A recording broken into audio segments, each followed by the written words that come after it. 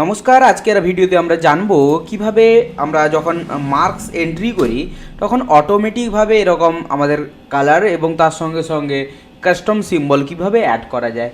তো তার জন্য আমরা আবারও দেখছি, যেমন এখানে 50 লিখেছি, তারপরে অটোমেটিক গ্রিন সিম্বল এবং আমাদের একটি বিশেষ ধরনের সিম্বল এসছে, এবং আমরা যদি একটা কম ছোটো সংখ্যা লিখে থাকি সেক্ষেত্রে রেড সিম্বল এসছে এবং একটা থাম্ব সিম্বল আসছে।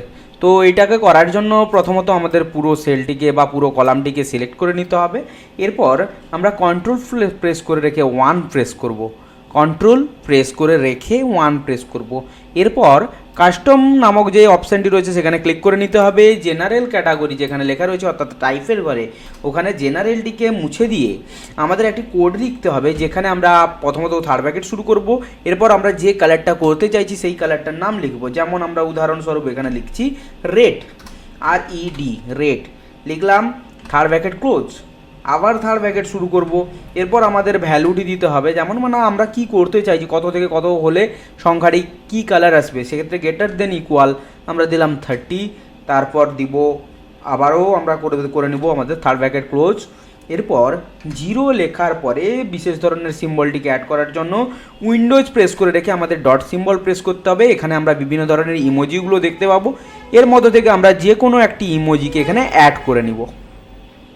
অ্যাড করে নেওয়ার পর আমাদের করতে হবে একটা সেমিকোলন ব্যবহার করতে হবে, অর্থাৎ আমরা যে 30 পর্যন্ত দিয়েছিলাম এর থেকে যদি ছোটো সংখ্যা কোনো লেখা হয় সেক্ষেত্রে কী আসবে সেটাকেও আমাকে করতে হবে একই রকমভাবে।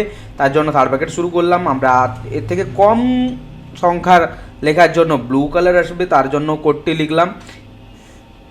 কোডটি লেখার পরে একই রকমভাবে আমাদের ওই কোডটি বোঝানোর জন্য লেস দেন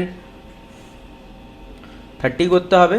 এরপর একই রকমভাবে 0, উইন্ডোজ প্রেস করে রেখে ডট, এরপর ওই বিশেষ ধরনের সিম্বলটি দেওয়ার পরে আমরা করে দিব টোটাল অ্যাপ্লিকেশনটাকে ক্লোজ, এবং এখান থেকে ওকে অপশানে ক্লিক করে নিতে হবে। যেমন এখানে আমাদের বর্তমানে লেখা রয়েছে, আমরা সংখ্যাটিকে চেঞ্জ করছি 45। অটোমেটিকভাবে আমাদের কি এসছে, রেড সিম্বল এসছে, কারণ আমরা একটু আগেই রেড সিম্বল করে দিয়েছি। আমরা অটোমেটিক 12 করছি, ব্লু সিম্বল আসছে, ঠিক আছে।